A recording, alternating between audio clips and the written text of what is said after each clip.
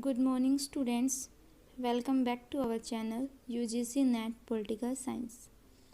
MCQ video series में हमने सामाजिक समझौतावादी विचारक थॉमस हॉब्स, जॉन लॉक से संबंधित महत्वपूर्ण MCQ किए हैं। आज हम जे रूसो अर्थात जीन जैक्स रूसो से संबंधित इम्पोर्टेंट MCQ करेंगे। ठीक है, तो हमारा फर्स्ट क्वेश्चन है, रूसो का जन्म कब हुआ? 1713, 1712, 1812, 1813। तो इसका राइट आंसर होगा 1712। ठीक है, 12 जून 1712 को स्विट्ज़रलैंड के जिनेवा में इनका जन्म हुआ। ठीक है, और इनकी मृत्यु कब हुई? 3 जुलाई 1778 में।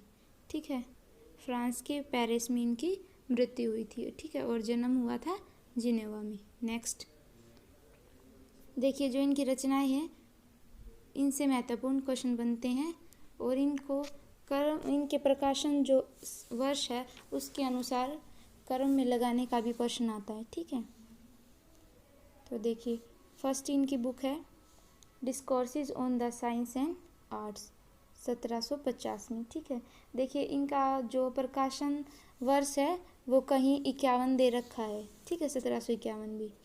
ठीक है, जो लास्ट ईयर क्वेश्चन आया था वो था कि जो इनकी बुक्स है इनका सही क्रम चुनिए। ठीक है, देखिए discourses on the science and arts, यह बुक उन्होंने डिजोन की अकेडमी द्वारा आयोजित एक निबंध प्रतियोगिता थी जिससे प्रेरित होकर लिखी थी। ठीक है, इसमें उन्होंने नैतिकता पर विज्ञान और कलाओं के विकास के जो प्रभाव हैं उनके बारे में बताया था। ठीक है, इन्हें फर्स्ट प्राइज़ भी मिला था इसमें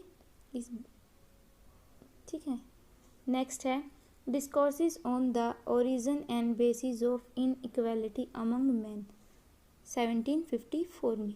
ठीक है, इसमें इन्होंने बताया कि समाज में विषमता कैसे पैदा हुई। ठीक है, द इमाइल, ये भी इनकी इम्पोर्टेंट बुक है, 1762 में लिखी गई।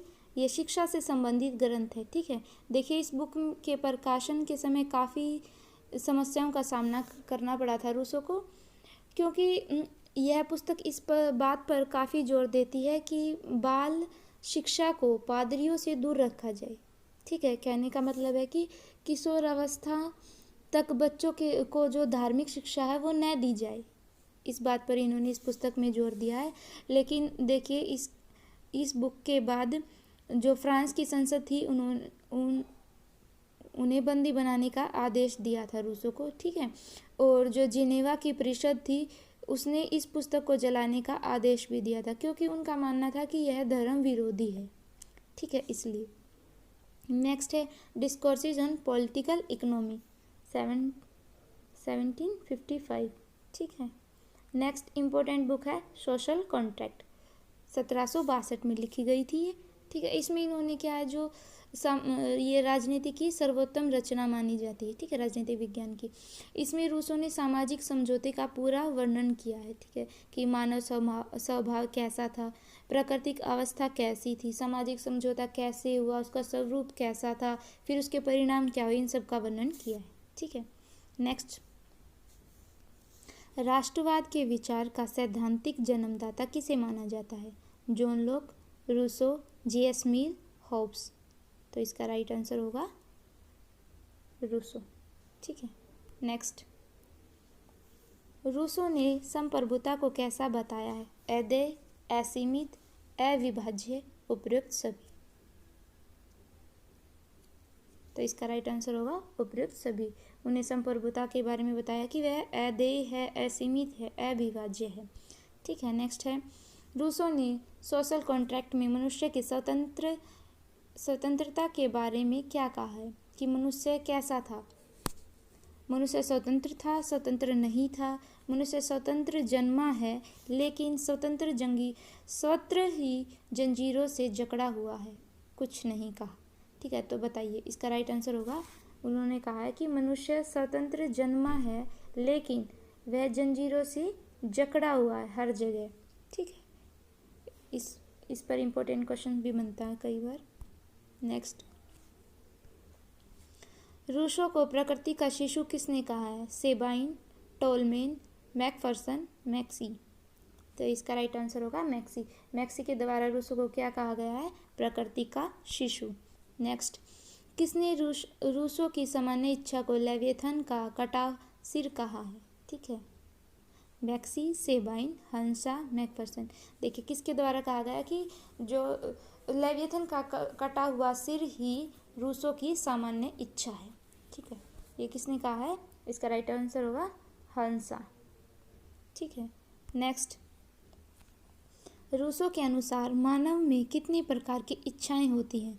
4, 3, 2, 1। तो इसका राइट आंसर होगा 2। रूसो ने बताया है कि मानव में 2 प्रकार की इच्छाएं होती है। देखिए रूसो ने मानव में 2 प्रकार की इच्छाएं बताई हैं, यथार्थ इच्छा और आदर्श इच्छा। ठीक है, थोड़ा हम इसके बारे में जानेंगे, इंपॉर्टेंट है ये। सामान्य इच्छा के 2 प्रकार बताए हैं। ठीक है, एक यथार्थ इच्छा, और एक है आदर्श इच्छा। ठीक है, जो यथार्थ है वो कैसी है? तात्कालिक है। ठीक है, ये परिवर्तनशील है, बदलती रहती है। ठीक है, इसका स्वरूप कैसा है? व्यक्तिगत हित है। ठीक है, किसी व्यक्ति विशेष के हित के लिए होती है इच्छा। ठीक है, दूसरा क्या है? आदर्श इच्छा। आदर्श इच्छा कैसी होती है? तात्विक, जिसका स्वरूप कैसा होता है? तात्विक। ठीक है, और ये क्या होती है? जन कल्याण, यह जन कल्याण के लिए होती है। ठीक है, और रूसो का कहना है कि जो आदर्श इच्छाएं हैं उनका योग ही सामान्य इच्छा है। सामान्य इच्छा क्या है? आदर्श इच्छाओं का योग। ठीक है, जो जन कल्याण के लिए है। नेक्स्ट,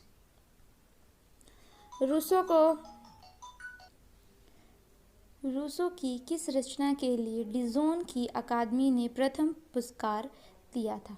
ठीक है, इस क्वेश्चन का आंसर आपको बताना है कमेंट बॉक्स में। और उस जो रचना थी, ये जो प्रथम पुरस्कार मिला था, उस निबंध का विषय क्या था? ठीक है, वो भी बताना है। नेक्स्ट, किसे रोमांटिक विचारक कहा जाता है? Hobbes, John Locke, Rousseau, Barker. तो इसका राइट आंसर होगा रूसो को। ठीक है, नेक्स्ट इंपॉर्टेंट क्वेश्चन है, कौन सा कथन रूसो के बारे में गलत है? प्रत्यक्ष प्रजातंत्र का मसीहा, सामाजिक समझौतावादी विचारक, क्रांतियों का दार्शनिक, लोकप्रिय संप्रभुता का जनक। तो रूसो के बारे में क्या गलत है? तो इसका राइट आंसर होगा क्रांतियों का दार्शनिक। देखिए क्रांतियों का दार्शनिक किसे कहा जाता है? हमने कल किया था, जॉन लॉक को क्रांतियों का दार्शनिक कहा जाता है। ठीक है, नेक्स्ट क्वेश्चन है, रूसो को किसका जन्मदाता कहा जाता है? राजतंत्र, निरंकुश राजतंत्र, प्रत्यक्ष लोकतंत्र, कोई नहीं। तो इसका राइट आंसर होगा प्रत्यक्ष लोकतंत्र। रूसो के लोकतंत्र की मान्यताओं को आमूलवादी लोकतंत्र भी कहा जाता है। ठीक है, जो उनकी मान्यताएं दी गई उनके द्वारा, उन्हें क्या कहा जाता है? आमूलवादी लोकतंत्र भी कहा जाता है। नेक्स्ट, देखिए उनकी अध्ययन पद्धति कैसी थी? रूसो की अध्ययन पद्धति कैसी थी? अनुभूतिमूलक और मनोवैज्ञानिक युक्त थी। ठीक है, अनुभूति मूलक और मनोवैज्ञानिक युक्त थी, मनोविज्ञान युक्त थी। ठीक है, नेक्स्ट है मानव स्वभाव। देखिए उन्होंने मानव स्वभाव कैसा बताया है?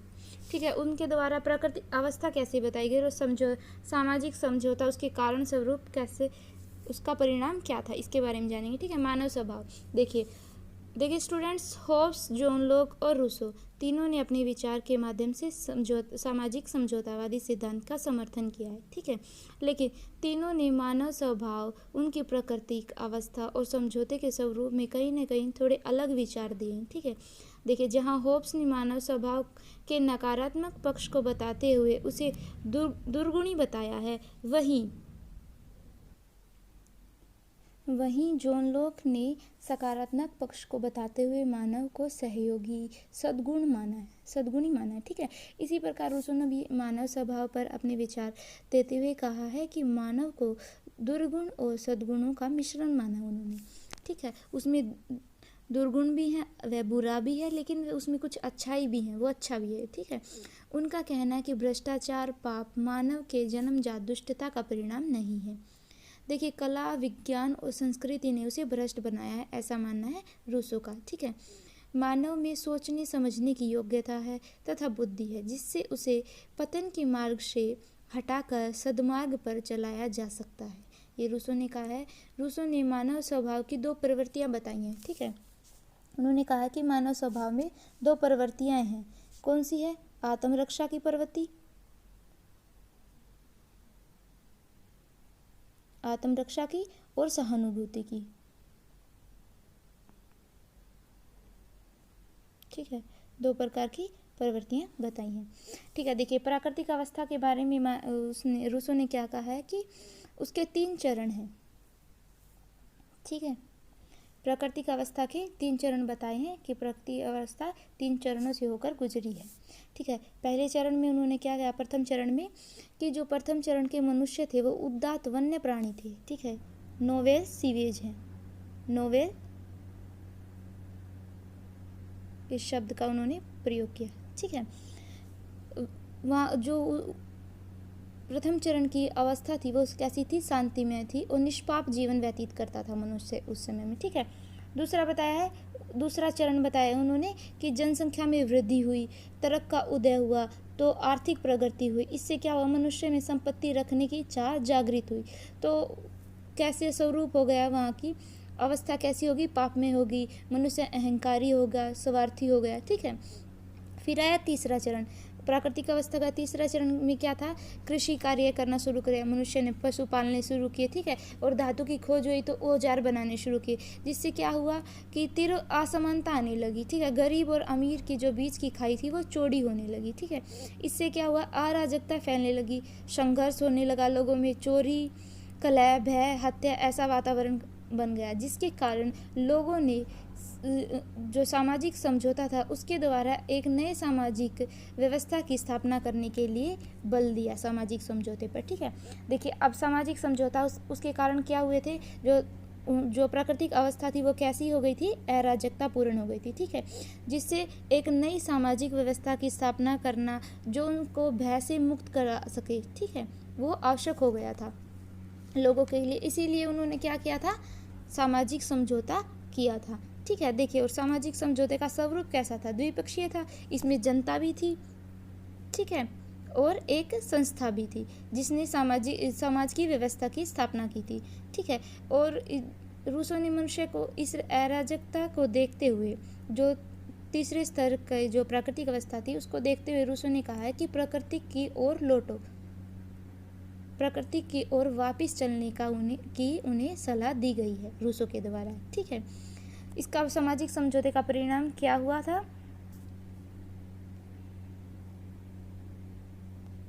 देखिए जो सामाजिक समझौते का प्रभाव हुआ उसके बारे में रूसो का कहना है कि इस समझौते के हो जाने पर मानव का जो स्वभाव था उसमें बहुत परिवर्तन हुआ। ठीक है, जहाँ प्राकृतिक अवस्था में मनुष्य नैसर्गिक प्रवृत्तियों द्वारा निर्देशित होता था, वहीं आज वह नागरिक समाज में न्याय द्वारा निर्देशित होता है। ठीक है, उनका कहना है कि कर्तव्य के स्थान पर अधिकार, शारीरिक संवेग के स्थान पर कर्तव्य और इच्छा के स्थान पर विवेक की ओर, स्वार्थ के स्थान पर परमार्थ का उदय हो गया है। किसके बाद? सामाजिक समझौता हुआ उसके बाद। देखिए इसमें क्या था? जो मनुष्य था उसने प्राकृतिक स्वतंत्रता को छोड़कर नागरिक स्वतंत्रता प्राप्त कर ली गई थी। ठीक है, तो ये जो रूसो के थे इम्पोर्टेंट MCQ थे, हमने इनके सामाजिक समझौते के बारे में आज पढ़ा है।